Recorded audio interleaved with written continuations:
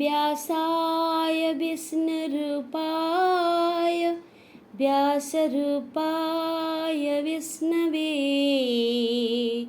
नमो वै ब्रह्मवेदाय वसिष्ठाय नमो नमः। व्यासं वसिष्ठनप्तारं शक्ते पौत्रमकल्मषं पराशरात्मजं वन्दे सुकतातं तपोनिधिम्। अचतुर्वदनो ब्रह्मा द्विबाहुरपरो हरिः आभाललोचनः शम्भो भगवान् बादरायणः। ॐ नमो भगवते वासुदेवाय। अथ अष्टमोऽध्यायः अक्षरब्रह्मयोगः। अर्जुन उवाच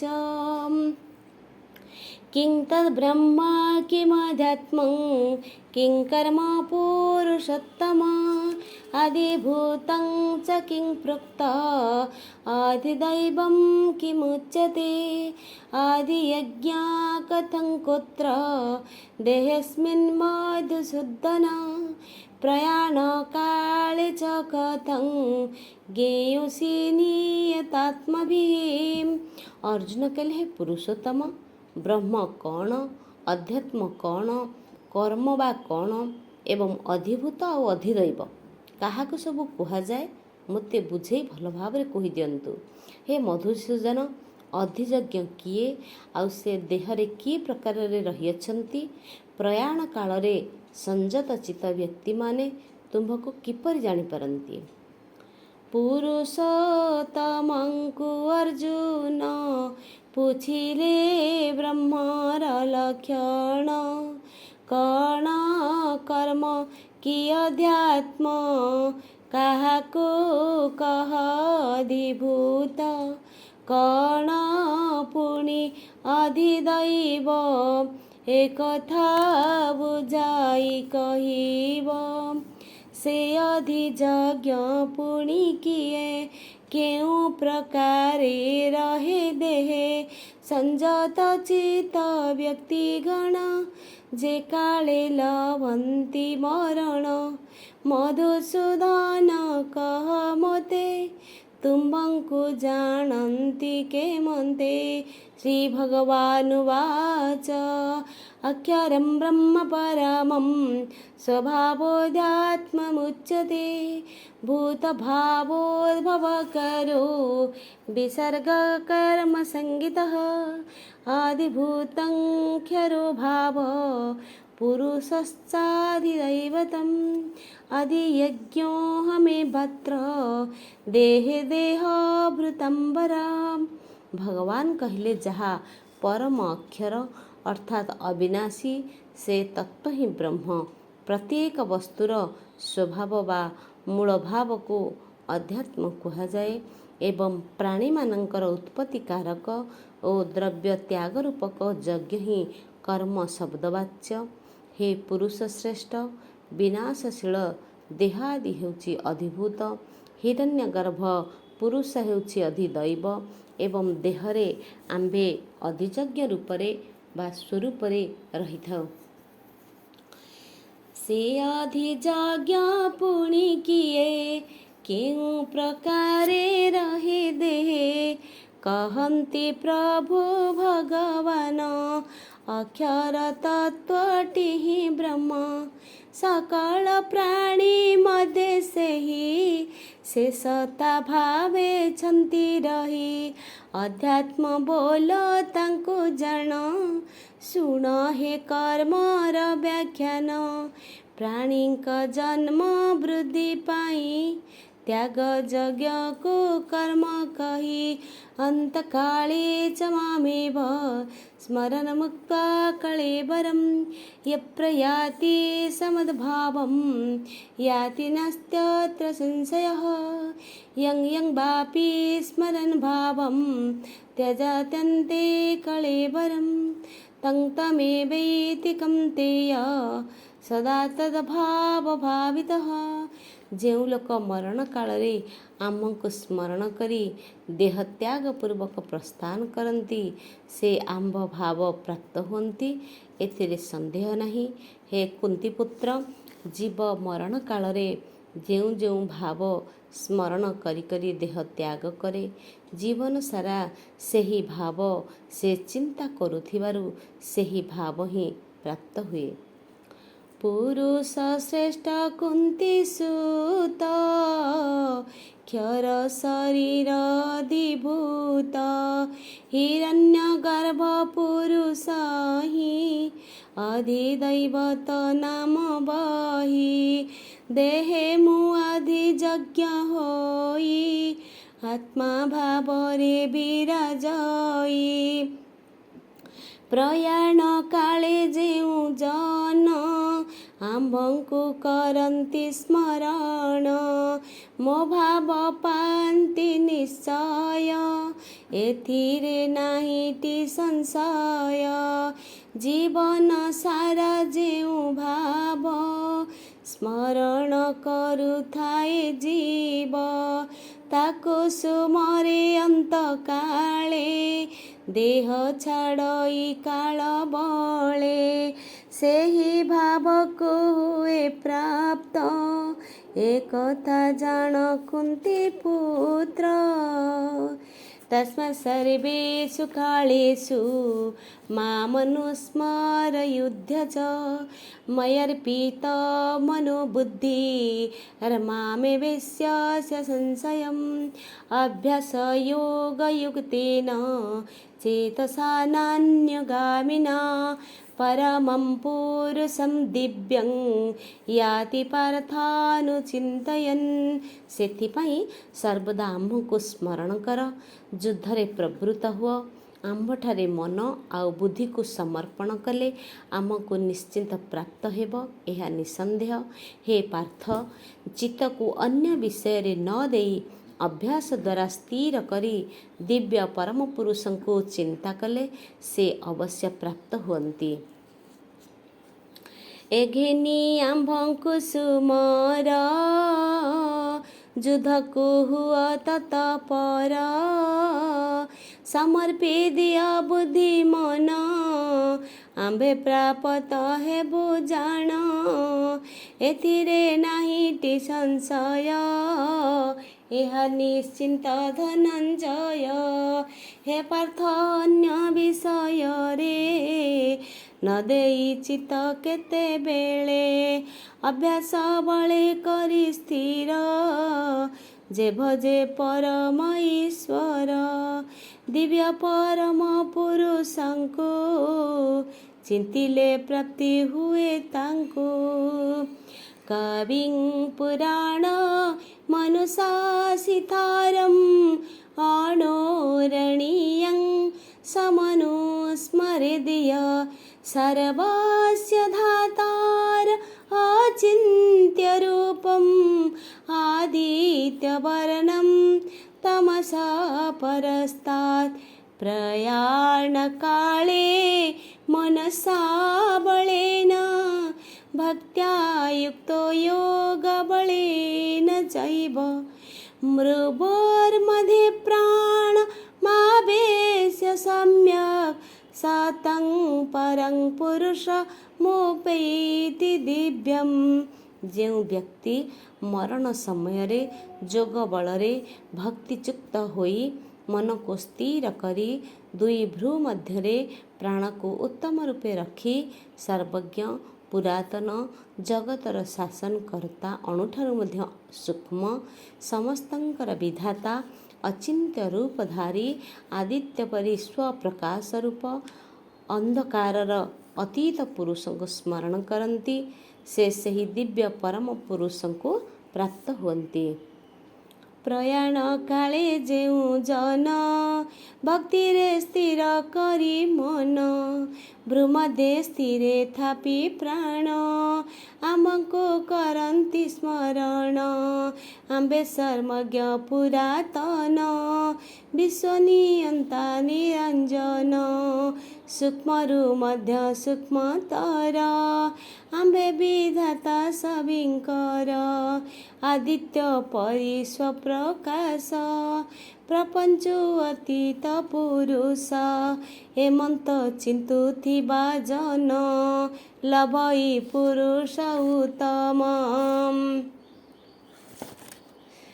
यदाख्यरं ब्रह्मविदो वदन्ति विसन्ति यदयतयो वीतरागा यदीच्छन्तो ब्रह्मचर्यं चरन्ति तत् ते पदं संग्रहेण प्रवक्ष्ये सर्वद्वाराणि संयम्य मनोहृदि निरुद्ध च मूर्धध्यायात्मनः प्राणो मास्थितो योगधारणाम् ओङ्मितेकाक्षरं ब्रह्म व्याहरन् मामनुस्मरन् यः प्रयाति त्यजन् देहं स याति परमं गतिम्।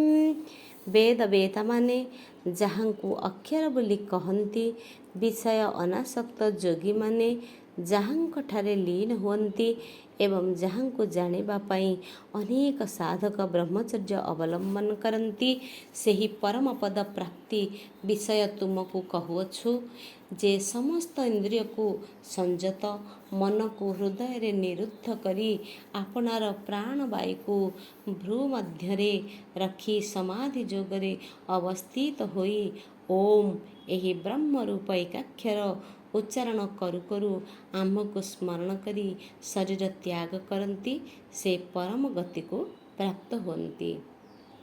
ଅନନ୍ୟଚେତା ସତତଂ यो मं ସ୍ମରତି ନିତ୍ୟଶଃ ତସ୍ୟାହଂ ସୁଲଭ ପାର୍ଥ ନିତ୍ୟୟୁକ୍ତସ୍ୟ ଯୋଗିନଃ। ହେ ପାର୍ଥ, ଯେଉଁ ବ୍ୟକ୍ତି ଅନନ୍ୟଚିତ ହୋଇ ପ୍ରତ୍ୟହ ନିରନ୍ତର ଆମ୍ଭକୁ ସ୍ମରଣ କରନ୍ତି, ସେହି ନିତ୍ୟଯୁକ୍ତ ଯୋଗୀଙ୍କ ପକ୍ଷରେ ଆମେ ସହଜଲାଭ୍ୟ ଅଟୁ। ଯାହାଙ୍କୁ ଅକ୍ଷର ବୋଲିଣ କହନ୍ତି ବେଦ ବେତାଗଣ ବିଷୟାନାସକ୍ତ ଯତି ଜାପାସେ ଲୀନ ହୋଇଥାନ୍ତି, ଯାହାଙ୍କୁ ଜାଣିବା କାରଣେ ହୁଅନ୍ତି ବ୍ରହ୍ମଚାରୀ ଜନେ। ସଂକ୍ଷେପେ ସେ ପଦ ବିଷୟ କହୁଛି ତୋତେ ଧନଞ୍ଜୟ। ଇନ୍ଦ୍ରିୟ କରିଣ ସଂଯତ ନିରୋଧୀ ମନ ହୃଦଗତ ଭ୍ରୂମଧ୍ୟ ସ୍ତରେ ଥାପି ପ୍ରାଣ ସମାଧି କରିବ ଧାରଣ।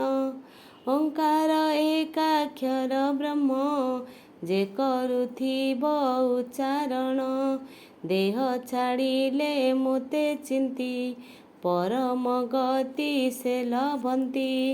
ଅନନ୍ୟ ଚିତେ ଯେହୁ ନର ସ୍ମରେ ଆମ୍ଭଙ୍କୁ ନିରନ୍ତର, ସେ ନିତ୍ୟଯୁକ୍ତ ଯୋଗୀ ପାଇଁ ପାର୍ଥ ମୁଁ ସୁଲଭ ଅଟଇ।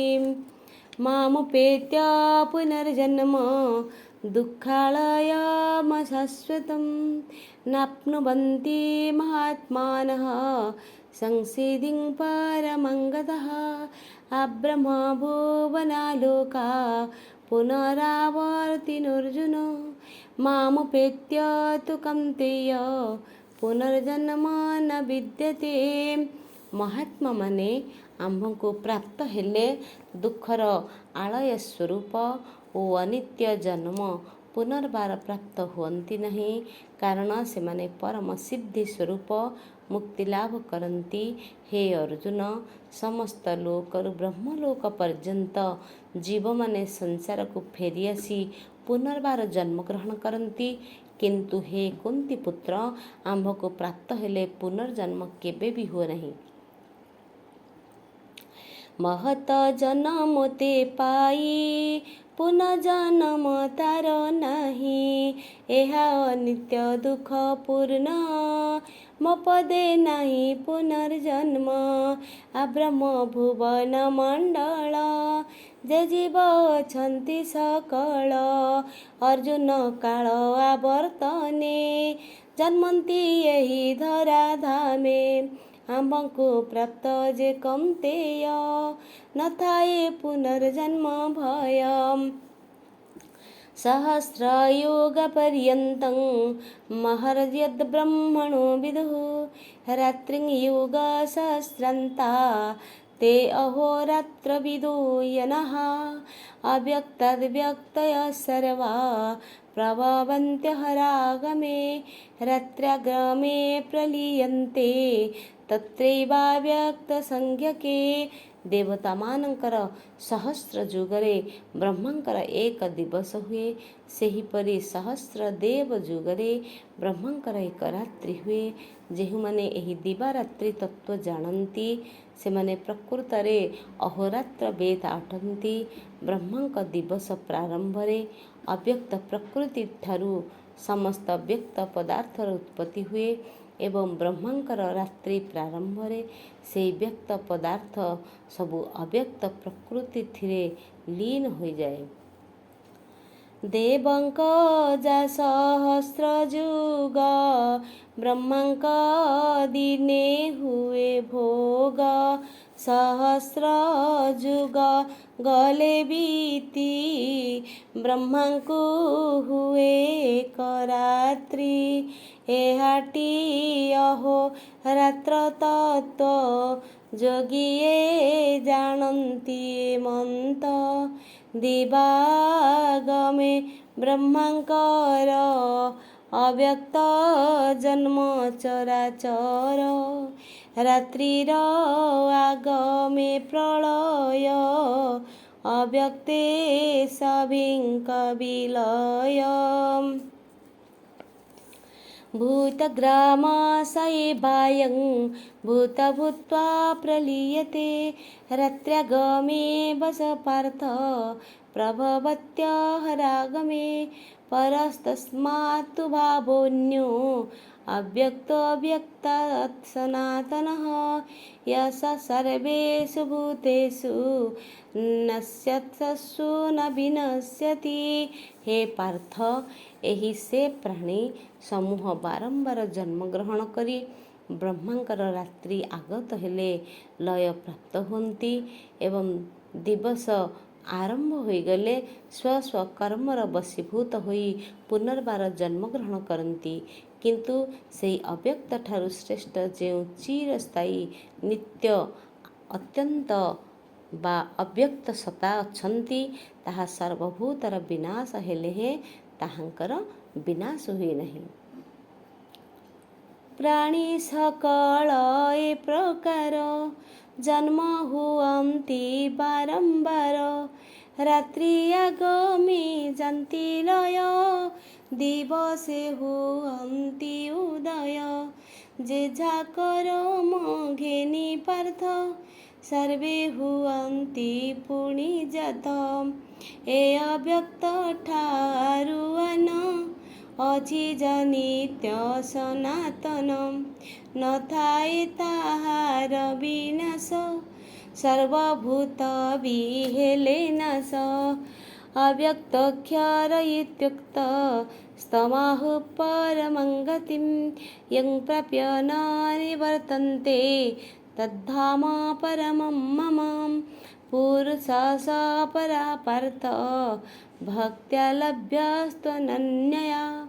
यस्यान्तस्थानि भूतानि, येन सर्वमिदं ततम्। ସେହି ସ୍ୱତନ୍ତ୍ର ସତ୍ତା ଯାହା ଅଖଣ୍ଡ ଅବ୍ୟକ୍ତ ଅକ୍ଷର ବୋଲି କଥିତ, ତାହା ହିଁ ପରମଗତି ଅଟେ। ଯାହାକୁ ଲାଭ କଲେ ଆଉ ସଂସାରକୁ ଫେରିବାକୁ ହୁଏ ନାହିଁ, ତାହା ଆମ୍ଭର ଶ୍ରେଷ୍ଠ ଧାମ ଅଟେ। ହେ ପାର୍ଥ, ଯାହାଙ୍କ ମଧ୍ୟରେ ସମସ୍ତ ଜଗତ ବିଦ୍ୟମାନ, ଯେ ସମସ୍ତ ଜଗତକୁ ବ୍ୟାପୀ କରି ରହିଅଛନ୍ତି, ସେହି ପରମ ପୁରୁଷଙ୍କୁ ଏକାନ୍ତ ଭକ୍ତି ଦ୍ୱାରା ଲାଭ କରାଯାଏ। शेषता व्यक्त अक्षर परम गति सबिंकर ଯାହାକୁ ହୋଇଲେ ପ୍ରାପତ କେହି ନ ଫେରେ ଜଗତ ସେ ଧାମ ଶ୍ରେଷ୍ଠ ବୋଲି ଜାଣ ନିତ୍ୟ ଶାଶ୍ୱତ ସନାତନ ଯା ମଧ୍ୟରେ ଅଛି ଏ ଜଗତ ସାରା ଜଗତେ ସେହୁ ବ୍ୟାପ୍ତ ସେ ଯେଉଁ ପରମ ପୁରୁଷ ଏକାନ୍ତ ଭକ୍ତି ବଳେ ବସ यत्र काले त्वनावृत्ति मावृत्ति चैव योगिनः प्रयातायन्ति तं कालं वक्ष्यामि भरतर्षभ अग्निर्ज्योतिरः शुक्लः षण्मासा उत्तरायणं तत्र प्रयात गच्छन्ति ब्रह्म विदो जनाः हे भरत श्रेष्ठ ଯେଉଁ କାଳରେ ଗମନ କଲେ ଯୋଗୀମାନେ ପୁନର୍ଜନ୍ମ ପ୍ରାପ୍ତ ହୁଅନ୍ତି ନାହିଁ ଯେଉଁ କାଳରେ ଗମନ କଲେ ପୁନର୍ଜନ୍ମ ପ୍ରାପ୍ତ ହୁଅନ୍ତି ସେହି କାଳ ବିଷୟରେ କହୁଛି ମନ ଧ୍ୟାନପୂର୍ବକ ଶ୍ରବଣ କର।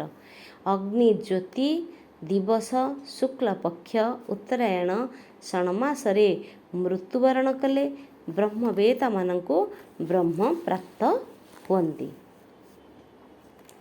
ଯେ କାଳେ ଲଭିଲେ ମରଣ ଯୋଗୀ ନ ଲଭେ ପୁନର୍ଜନ୍ମ ଆବର ଗମିଲେ ଯେ କାଳେ ଯୋଗୀ ଫେରନ୍ତି ଭୂମଣ୍ଡଳେ ଶୁଣ ହେ ଭରତ ଉତ୍ତମ କାଳ ବିଷये ମୋ ବ୍ୟାଖ୍ୟାନ ଅନଳ ଦିବସ ଆଲୋକ उत्तरायण शुक्ल पक्ष हे पथे ब्रह्म ज्ञानी जानती आगे अंते लवंती दिव्य गति धूमरात्रिस्तथा कृष्णं षण्मासा दक्षिणायनं तत्र चन्द्रमसं ज्योति योगी प्राप्य निवर्तते शुक्रकृष्णे गति हेते जगत शाश्वते मते एकया यात्यनावृत्ति मन्यया वर्तते पुनः नैते श्रुति पार्थ जानन् योगी मुह्यति कश्चन तासु सर्वेषु पादेषु तस्मात् सर्वेषु कालेषु योगयुक्तो भवार्जुनं धूम रात्रि कृष्ण पक्ष दक्षिणायन षण्मासा ଏହି ସମୟରେ ମୃତ୍ୟୁବରଣ କଲେ କର୍ମଯୋଗୀ ଚନ୍ଦ୍ରଲୋକକୁ ବାର୍ତ୍ତ କରନ୍ତି ଭୋଗ ଶେଷରେ ପୁନର୍ଜନ୍ମ ଲାଭ କରନ୍ତି। ଶୁକ୍ଳ ଓ କୃଷ୍ଣ ଏହି ଦୁଇଟି ମାର୍ଗ ବହୁକାଳରୁ ପ୍ରସିଦ୍ଧ ଅଛି। ସେ ଗୋଟିକ ଦ୍ୱାରା ମୁଖ୍ୟ ଲାଭ ହୁଏ ଅନ୍ୟଟି ଦ୍ୱାରା ପୁନର୍ଲାଭ କରାଯାଏ। ହେ ପାର୍ଥ ପୂର୍ବୋକ୍ତ ମାର୍ଗ ଦ୍ୱୟ ଅତି ଅବଗତ ହେଲେ କୌଣସି ଯୋଗୀ ମୋକ୍ଷ ପ୍ରାପ୍ତ ହୁଅନ୍ତି ନାହିଁ। ତେଣୁ ହେ ଅର୍ଜୁନ ତୁମେ ସର୍ବଦା ଯୋଗଯୁକ୍ତ ହୁଅ। ଧୂମତମସା ରାତ୍ରି ବେଳେ ଷଣ୍ମାସ କୃଷ୍ଣ ପକ୍ଷେ କାଳେ ଦକ୍ଷିଣାୟନେ ରବି ଥାଇ ଯେ ଜନ ମରଣ ପରଇ ଯେ ଜନ ମରଣ ଲଭଇ ଲଭେ ସେ ଚନ୍ଦ୍ର ଲୋକ ଜାଣ ଭୋଗ ଶେଷରେ ପୁନର୍ଜନ୍ମ वेदेषु यज्ञेषु तपस्सु चैव दानेषु यत् पुण्यफलं प्रदिष्टम् अत्येति तत् सर्वमिदं विदित्वा योगी परं स्थानमुपैति चाहं। वेद अध्ययनरे यज्ञरे तपस्यारे दान आदिरे ଯେଉଁ ସବୁ ପ୍ରାଣୀ ସମସ୍ତଙ୍କ ଫଳକୁ ଅତିକ୍ରମ କରି ପରମ ପଦକୁ ପ୍ରାପ୍ତ ହୁଅନ୍ତି। ଏହି ତତ୍ତ୍ୱ ଜାଣି ଯୋଗୀ ପୁରୁଷମାନେ ସମସ୍ତ ଫଳକୁ ଅତିକ୍ରମ କରି ପରମ ପଦକୁ ପ୍ରାପ୍ତ ହୁଅନ୍ତି। ଏ ଶୁକ୍ଳ କୃଷ୍ଣ ପଥ ଦୁଇ ଜଗତେ ପ୍ରସିଦ୍ଧ ଅଟଇ। ଶୁକ୍ଲେ ଗମିଲେ ମୁଖ୍ୟ ସ୍ଥାନ କୃଷ୍ଣେ ହୁଅଇ ପୁନର୍ଜନ୍ମ। ଏବେ ନିମାର୍ଗ ଜାଣି ପାର୍ଥ ଯୋଗୀ ନୁହନ୍ତି ମୋହ ପ୍ରାପ୍ତ। ତେଣୁ କହୁଛି ହେ ଅର୍ଜୁନ ଯୋଗରେ ସଦା ଦିଅ ମନ। ବେଦାଧ୍ୟୟନ ଯଜ୍ଞ ଦାନେ ଦାନାଦି ତପ ପୁଣ୍ୟ କର୍ମେ। ଯେ ପୁଣ୍ୟ ଫଳ ନିରୂପିତ ଯୋଗୀଏ ହୋଇ ଅନାଗତ। ଯୋଗୀଏ ହୋଇ ଅବଗତ ସେ ସର୍ବ କରି ଅତିକ୍ରମ ଲଭନ୍ତି ସେ ପଦ ଉତ୍ତମ।